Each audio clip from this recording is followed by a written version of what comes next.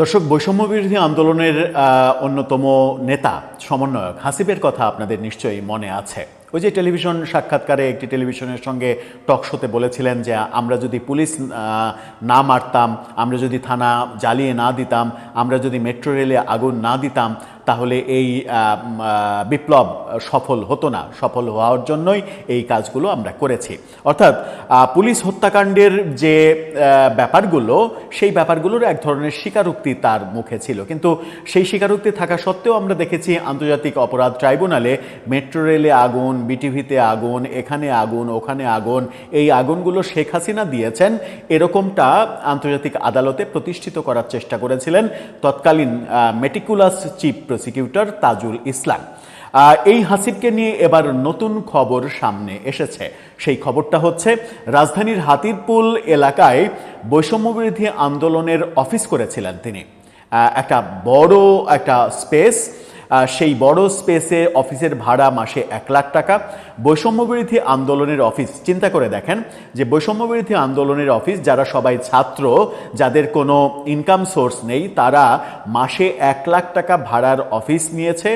8 লাখ টাকা জামানত দিয়ে সেই অফিসটা নেয়ার কথা, এরকম একটা অফিস নিয়েছিল। কিন্তু সেই অফিসের 6 মাসের ভাড়া না দিয়ে, অফিসটা হচ্ছে ডেকোরেশন করা অফিস, এমনকি এসি, আসবাবপত্র সব কিছু ছিল, ওয়েল ডেকোরেটেড অফিস। যিনি অফিস ভাড়া দিয়েছিলেন তিনি তার ব্যবসার জন্য এই ডেকোরেশনটা করেছিলেন, কিন্তু ব্যবসায় লস খাওয়ার কারণে রেডি অফিস ভাড়া দেওয়ার বিজ্ঞাপন দেন। তারপরে বৈষম্যবিরোধী আন্দোলনের নেতারা এই অফিস ভাড়া নেন। অভিযোগ উঠেছে হাসিবের বিরুদ্ধে যে সেই অফিসের ভাড়া না দিয়ে বরং অফিসের 5টা না 7টা এসি সহ চেয়ার টেবিল আসবাবপত্র এগুলো চুরি করে নিয়ে চলে গেছেন। এরকম ভয়াবহ অভিযোগ এসেছে এবং সেই অভিযোগের ব্যাপারটা তুলে ধরেছে গণমাধ্যম এশিয়া পোস্ট। এশিয়া পোস্ট একটা ভিডিও প্রতিবেদনে এই ব্যাপারে বিস্তারিত তুলে ধরেছে। হাসিবের সঙ্গে তারা কথা বলেছে। হাসিব বলেছে যে এই ব্যাপারে আমি কথা বলবো না, আমার আইনজীবী কথা বলবে। আইনজীবী হিসেবে যাকে দেখানো হয়েছে তার সঙ্গে কথা বললে তিনি সদুত্তর দিতে পারেননি। তাদের পক্ষ থেকে বলা হয়েছে যে আমরা এগুলো খুলে নিয়ে আসিনি, এগুলো চুরি হয়েছে। এই যে ভয়াবহ অভিযোগ উঠল, একেতে ভাড়া দেননি, একেতে জামানতের টাকা দেননি, 6 মাসের ভাড়া দেননি, ভাড়া না দিয়ে অফিসের মালামাল, অন্যের মালামাল সেগুলো নিয়ে যাওয়ার যে অভিযোগ, সেই অভিযোগগুলো যদি বৈষম্য বিরোধী আন্দোলনের নেতাদের বিরুদ্ধে ওঠে, তাহলে এর চাইতে আমার মনে হয় মরে যাওয়া অনেক ভালো। চলুন একটু জেনে দেখি এশিয়া পোস্ট কি বলছে, কোন কোন ব্যাপারগুলো উঠে আসলো অন্যান্য গণমাধ্যমেও। থাকবেন পলিটিক্স টিভির নিয়মিত দর্শক। বলছিলাম বৈষম্য বিরোধী আন্দোলনের নামে অফিস নিয়ে সেই ডেকোরেশন করা অফিসের ভাড়া 1 লাখ টাকা, সেই অফিসের ভাড়া 6 মাসের না দিয়ে মালামাল নিয়ে এসি খুলে নিয়ে যাওয়ার অভিযোগ উঠেছে। সেই ভয়ঙ্কর অভিযোগ উঠেছে রাজধানীর হাতিরপুল এলাকায় বৈষম্য বিরোধী আন্দোলনের নামে যে অফিস ছিল সেই অফিসের মালিকের পক্ষ থেকে। এশিয়া পোস্ট এটা নিয়ে একটা ভিডিও প্রতিবেদন করেছে। সেই ভিডিও প্রতিবেদনকে নিয়ে আবার বিডি টুডে তারা যে শিরোনাম করেছে, তাদের শিরোনামটা দেখলেই বুঝতে পারবেন এটা তাদের নিজস্ব নিউজ না, এশিয়া পোস্টের নিউজ। এশিয়া পোস্টের ভিডিওটাও আপনাদেরকে সামান্য একটু দেখাবো। সেখানে বলা হচ্ছে শিরোনামে, অফিস নিয়ে ভাড়া না দিয়ে মালামাল চুরি করলেন সমন্বয়ক হাসিব। একেবারে সরাসরি এভাবে করলেন বলছে, যদিও এটাকে আমি অভিযোগ হিসেবেই ধরতে চাই যে চুরির অভিযোগ করা হয়েছে। এখন অভিযোগের সত্যতা নিরূপণ করার দায়িত্ব পুলিশের, আদালতের। দেখার বিষয় যে সেটা কোন পথে যায়। কি অভিযোগ উঠেছে? অফিস ভাড়া নিয়ে 5 মাস ভাড়া না দিয়ে উল্টো অফিসে থাকা অন্যের এসি সহ মালামাল চুরির অভিযোগ বৈষম্য বিরোধী আন্দোলনের মুখ্য সমন্বয়ক হাসিব আল ইসলামের বিরুদ্ধে। গত 13ই মার্চ এই ঘটনাটা ঘটেছিল, যেটা গত রাতে এসে ফাঁস হয়েছে। রাজধানীর হাতিরপুলের ভাড়া অফিস থেকে হাসিব ও তার লোকজন মালামাল নিয়ে যান বলে অভিযোগ করেছেন অফিসের মালিক। ভাড়া নেওয়া অফিসটিতে বৈষম্যবিরোধী ছাত্র আন্দোলনের প্রধান কার্যালয় বানিয়েছিলেন হাসিব। তবে মালামাল তিনি ও তার লোক নেননি, চুরি হয়ে গিয়েছে এমন দাবি হাসিবের।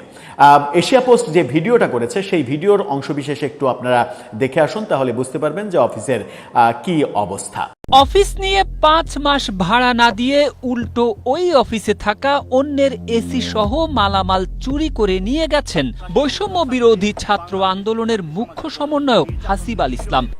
এই যে অবস্থা থেকে জানা যাচ্ছে রাজধানীর হাতিরপুলের কাঁচা বাজারের বিপরীতে 181 এলিফ্যান্ট রোডের ঠিকানার দ্বিতীয় তলায় প্রায় 2000 স্কয়ার ফিটের অফিসটি পাওয়ার অফ অ্যাটর্নি নিয়ে ব্যবহার করছিলেন ব্রাহ্মণবাড়িয়া জেলা বিএনপির সাংগঠনিক সম্পাদক তানিম শাহেদ রিপন।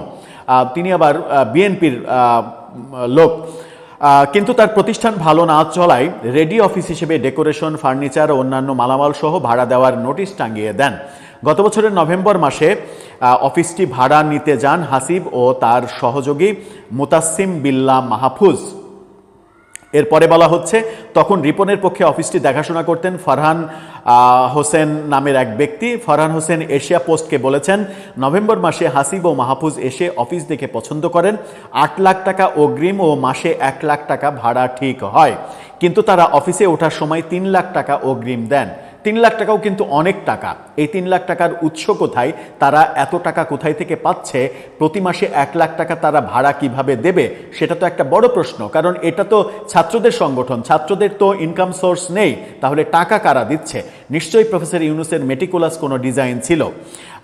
এরপরে বলা হচ্ছে নভেম্বরের 10 তারিখের মধ্যে অগ্রিমের বাকি 5 লাখ টাকা এবং নভেম্বর মাসের ভাড়া দেওয়ার প্রতিশ্রুতি দিয়েছিলেন তারা, অর্থাৎ 6 লাখ টাকা দেওয়ার কথা ছিল 10 তারিখের মধ্যে।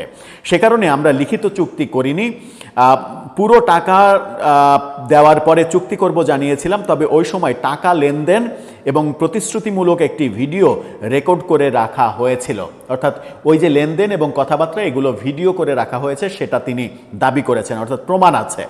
ফরহাদ বলেছেন, নভেম্বরে তারা অফিসে ওঠার পরে আর কোনো টাকা দেননি। দীর্ঘদিন ভাড়া ও বিদ্যুৎ বকেয়া পড়ায় ভবনের মালিক ঝুনু মিয়া কয়েকদিন আগে বিদ্যুৎ বিচ্ছিন্ন করে দেন, কিন্তু এর মধ্যে হাসিব মাহফুজ রাতে রাতে অফিস থেকে বিভিন্ন মালামাল সরিয়ে ফেলতে থাকেন। সবশেষ গত শুক্রবার রাতে তারা কিছু চেয়ার টেবিল বের করলে পাশের দোকানদাররা ফোন করে আমাদের জানান। তখন আমরা ভবন মালিককে জানালে তিনি নিচে নামেন। মালিককে দেখে তারা অফিস খোলা অবস্থায় চাবি রেখে পালিয়ে যান। উল্লেখ্য, ভবনের মালিক এই ভবনেরই উপরতলায় বসবাস করেন। ফরহাদের দাবি অনুযায়ী ভাড়া দেওয়ার সময় অফিসে মোট 9টি এসি লাগানো ছিল, কিন্তু সেখান থেকে 8টি এসি খুলে নিয়ে যাওয়া হয়েছে। আমি 7টি বলেছিলাম, আদতে হবে 8টি এসি খুলে নেওয়া হয়েছে। 8টি এসির দামই 8 লাখ টাকা। এছাড়া অন্য অনেক মালামাল নিয়ে গেছে, কিন্তু আমরা এখনও সব কিছু চেক করিনি, কারণ আমরা অফিসে ঢুকলে ওরা আমাদের উপরে দোষ চাপাবে, সেই কারণে এখনও অফিসে ঢুকিনি, ওইভাবেই আছে। এ বিষয়ে জানতে চাইলে ব্রাহ্মণবাড়িয়া জেলা বিএনপির সাংগঠনিক সম্পাদক তানিম শাহেদ রিপন এশিয়া পোস্টকে বলেছেন, এই ঘটনার পর আমি হাসিবের সঙ্গে যোগাযোগ করার চেষ্টা করেছি, সাড়া পাইনি। পরে হাসিবের পক্ষ থেকে একজন যোগাযোগ করে বলেছেন, অফিসের মালামাল আমরা চুরি করে নেইনি, চুরি হয়ে গেছে। এ বিষয়ে পুলিশের সঙ্গে যোগাযোগ করেছি, তারা এসে প্রয়োজনীয় পদক্ষেপ নেবেন। ভবনের মালিক ঝুনু মিয়া এশিয়া পোস্টকে বলেন, আমি ভবনের উপরতলায় বসবাস করি। আমার কাছ থেকে সাব্বির নামের এক লোক অফিসটি ভাড়া নেন। তারা আসবাবপত্র সহ অন্যদের ভাড়া দিয়েছেন। এখন জানতে পেরেছি অফিসের আসবাবপত্র সহ সব কিছু খুলে নিয়ে গেছে নতুন ভাড়াটিয়ারা। হাসিবের ভাড়া নেওয়া অফিসটি একসময় সাবেক সাধারণ সম্পাদক, ডাকসুর সাবেক সাধারণ সম্পাদক গোলাম রব্বানী এই অফিসে একসময় অফিস করতেন, এরকমটা জানানো হয়েছে।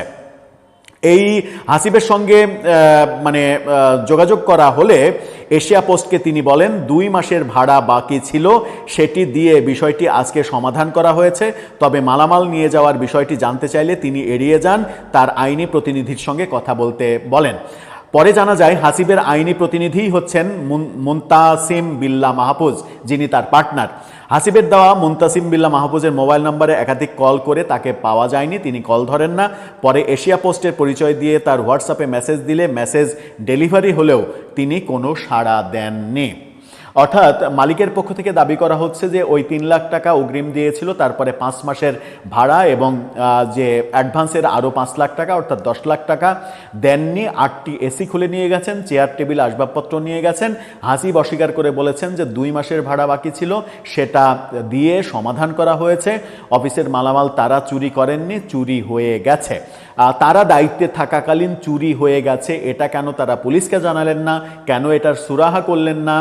এই যে বৈষম্য বিরোধী আন্দোলনের নামে যে অফিস, প্রতি মাসে 1 লাখ টাকা ভাড়া দেয়া, এই 1 লাখ টাকার ইনকাম সোর্স কোথায়, এই 1 লাখ টাকা কে দেয়, কোত্থেকে এই ছাত্ররা টাকা পায়, 8 লাখ টাকা জামানতের যে বাসা নিতে তারা যায়, অফিস নিতে তারা যায়, সেই টাকা কোত্থেকে পায়, কোত্থেকে আসে, এই ব্যাপারগুলো প্রফেসর ইউনূস সরকারের আমলে বলা না গেলেও এখন আমার মনে হয় নতুন সরকারের আমলে খোঁজ নিয়ে দেখা উচিত যে এই টাকার উৎস কি।